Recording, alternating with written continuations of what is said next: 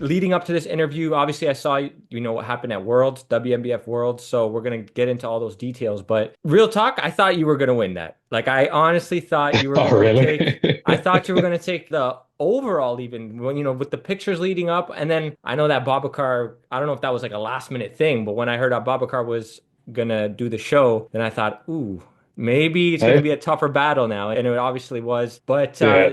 for those tuning in, you probably already know, but maybe there's some rookies out there or even people who are in the natural bodybuilding scene who uh, I can't imagine they wouldn't know what happened at WNBF Worlds. But for those tuning in, we're talking silver medalists at WNBF Worlds middleweight division. That is incredible because I can tell you this, if you weren't in that class and I was just looking at photos, I wasn't there. So for those of you tuning in, and if you were there, you could probably answer this better than me, but I would have guessed you would have been in that overall if you were in any other class. Like it would have been no doubt about it. But I'm not the judge. That's just an opinion. And that's why this is just more of a fun kind of like we're just talking shop here. But let's start out this way. You had mentioned something on your Instagram a while back, and you said everybody who's competing on this stage is, in essence, they're a winner. They did the thing.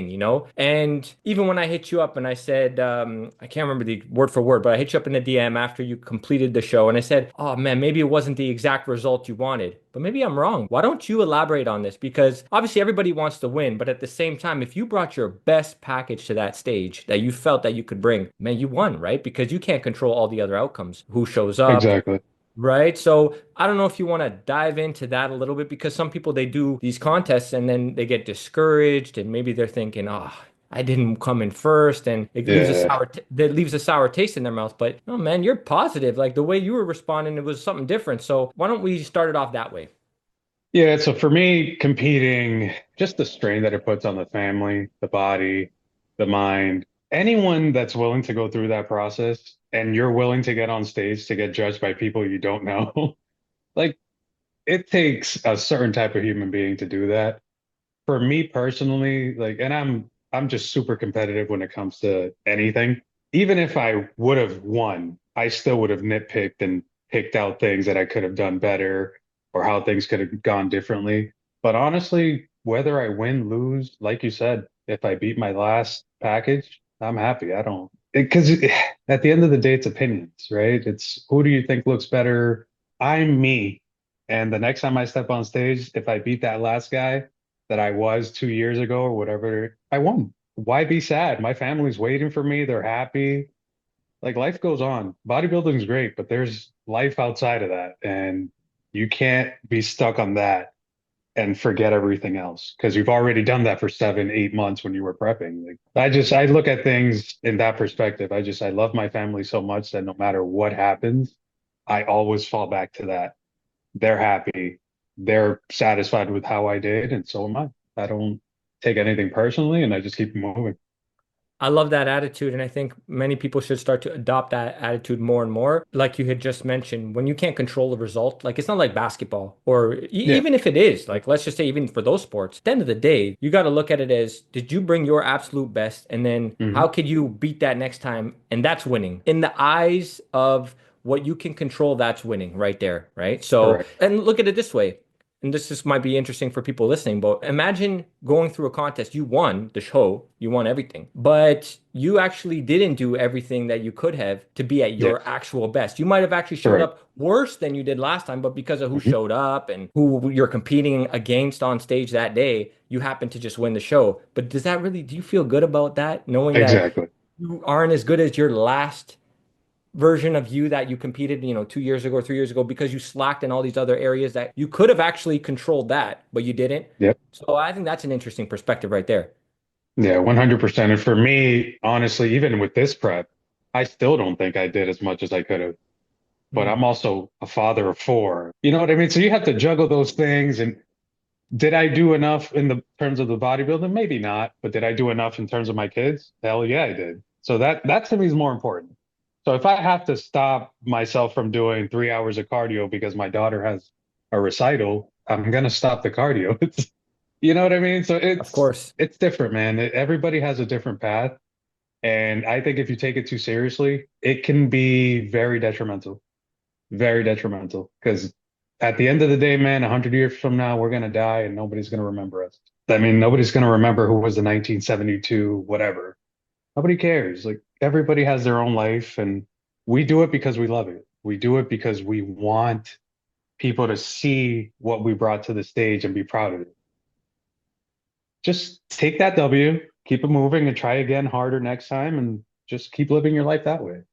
Bro, I love that. That's some philosophical stuff right there, which I know you're big into, right? You have a little bit of that background. Like I think I was one of your very first posts, you were talking a little bit from like that philosophical standpoint. Is that something that you're Yeah, intrigued? Do you study that a bit on your own, or is that I something do that a lot of you reading. I get into Hmm. metaphysics a lot. It's kind of a hobby, but I've always thought that there's more to life than just wake up, go to work, and die. So, you just start looking at things and the power of the mind. And I've seen it happen with my journey in the gym and fitness and family. So I'm a big proponent of that. And I think a lot of people are starting to kind of wake up to it. It's become huge on social media now. Yeah, I love psychology and I love metaphysics and I'm all into that. Wow. You know, I'm so excited to sit here right now and talk to you. I'm not even joking. I don't know which direction to go. There's like so many questions that we're gonna unpack here. I'm gonna tell you this right now, brother. This is not gonna be our last time chatting. That's for sure because I like that. we're not gonna cover everything in 1 hour. So for those tuning in, you already know if there's something we didn't cover today, we're bringing this guy back on. We're gonna chat about it. But what got you excited and interested in the bodybuilding to begin with? What got me into bodybuilding? Honestly, it was a breakup. So when I want to say 22. I was with someone for about 2 years. She broke up with me, long distance relationship, and it just seems like a foggy memory now. But I stepped into the gym because one of my friends suggested it. He's like, "Hey, this helped me. You should try it." Stepped in. Mind you, I had done martial arts for pretty much all my life till that point. So I've done like three types of martial arts. I'm a black belt. So I have that background. So I stepped into the gym with 16-inch arms my first day. And people were already asking me, like, "Hey, man, what are you running?" And I'm like, "What are you talking about?" They're like, "Yeah, what steroids are you using?" I'm like, "What the hell is like? What do you mean?" And they're like, "Dude, your arms are massive. There's no way you're natural." And I'm like, "Okay, sure." And I just left. A couple years later, one of my best friends contacted me, and he's like, "Dude, the way you're built, you should just start lifting and see what happens." And I did. And then again in the bathroom, another guy comes in. He's like, "If you were natural, you would do a natural show."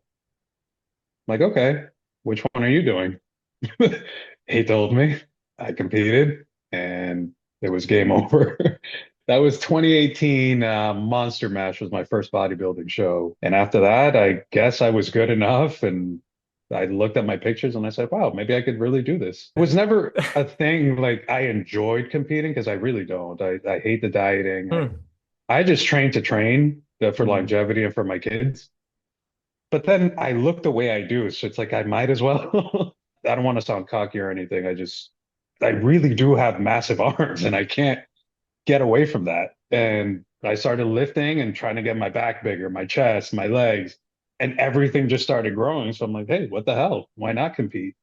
So I did 2022 Monster Match, got my pro card again because I didn't know there was a time span there where they take Right. your pro card away. Then I did 23. I went against Brian Decosta, got second on my pro debut, which I thought was interesting because then he went on to Worlds and I was supposed to do Worlds that year, but then I'm like, damn, I don't really want to travel to Seattle. And I almost regret not doing it because I think it would have been awesome to go against Brian again. And then obviously this year, I did the monster match like I always do. And then I did Worlds and I wasn't expecting second, third, or anything. I was just doing it to do it because it was in Boston. And I was shocked by the result. So You were shocked. That's humble of you to think. And you know why I say that? Because you mentioned the arms. And the one person I could think of when I look at your physique, and you got to know who this man is. We're talking Doug Miller, yeah, two-time world champion. And I'm like, whoa, this guy's giving off Doug Miller vibes, but just like a yeah, generation younger. And that's just what comes to mind. And I'm thinking this guy's going to be a overall world champion. Just a matter of time. Keep doing your thing, that's for sure. And it's funny because you talked about the bathroom, like when you're lifting, you're at the gym. It's always the it's always the bathroom, right? bathroom. So Yeah. shit's Always the hilarious. bathroom. Always the bathroom, man. In 2018, let's rewind for a second. 2018, did you go up against Brian DeCosta when you won your pro I card? Was didn't that? know. Oh no, no, no. No, Okay. 2023 was the first time I ever saw Brian. Gotcha. So that was the first time, and you came second to Brian at that show. Yep. And he mentioned that on the podcast when I talked to Oh, Brian. really? Yeah, yeah. I chatted with him after the WNBF Worlds, and he brought you up. And then I thought, let me go back and see those photos. And he was speaking of you very highly because he was like, Yeah. man, this guy Oscar was next level. Like that's how he was talking about you. And I'm like, let me go check this He's Oscar. a Let me go check freaking who's world Oscar. champion. That's He is a crazy. world champion, right? So that's what I mean, man. It's only a matter of time. It's only a matter of time. But if you want to go check out Oscar, hit him up on Instagram, the professor.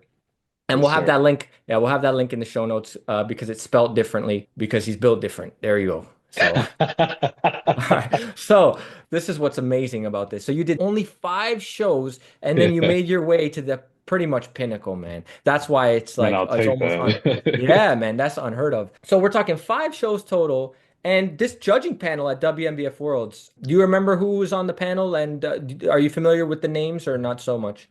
Nah, No. dude, I went in Okay. there just completely not knowing anything. I was Wow. overwhelmed by everything. It was, yeah.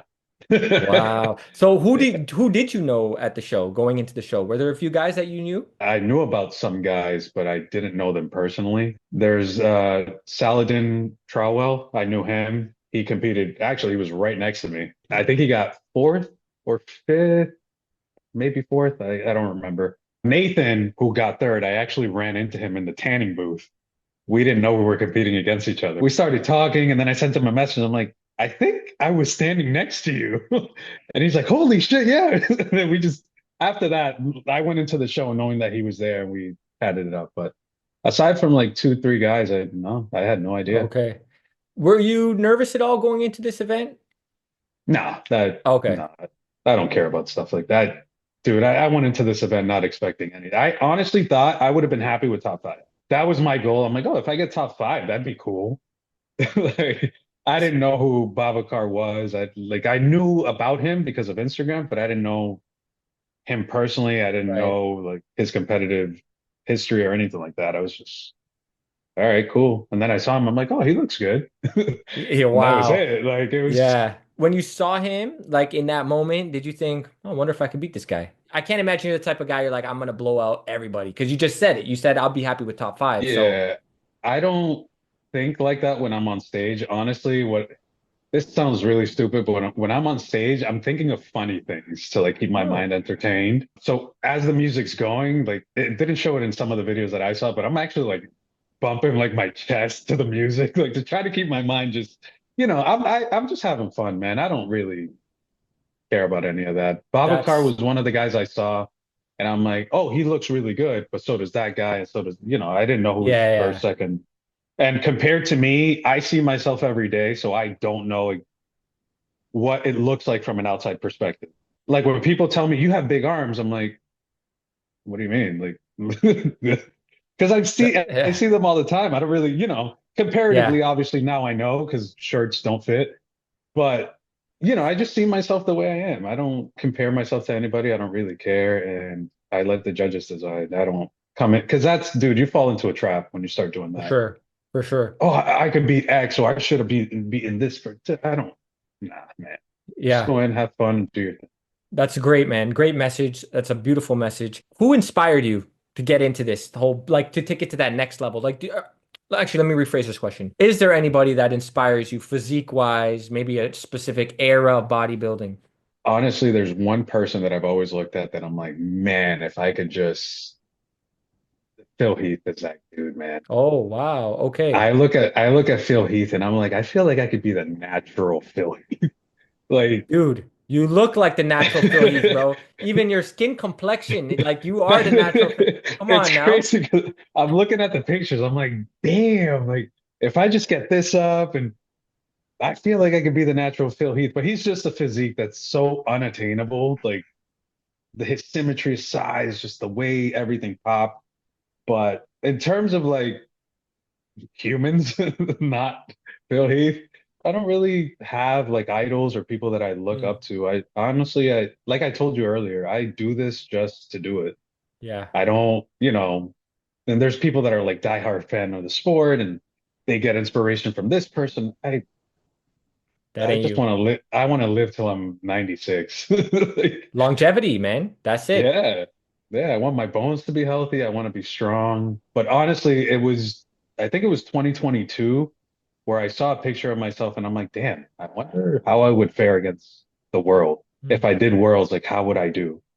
And that's when I put into my head like top five. And then after the 2022 pro card, I'm like, let's try it. Let's see what happens. I was planning on 2023, and of course, Brian happened. Thanks, Brian. You're amazing. And then 2024, I'm like, screw it, let's do it. I was bummed that Brian didn't compete because I wanted to go against him again. But hopefully next time we get to dance one more time. I think he'd mentioned next year he wants to do it. So there you Oh, go. damn That it, would be Brian. yeah, next year. But Ah, maybe not, man. I don't know. Like this is like he might change his mind. Maybe it's not true. Like maybe change he'll your take mind. it 2026. Let's do it together, 2026. man. Okay, Let's there you run it go, right back. there. Yeah, that would be cool. That would be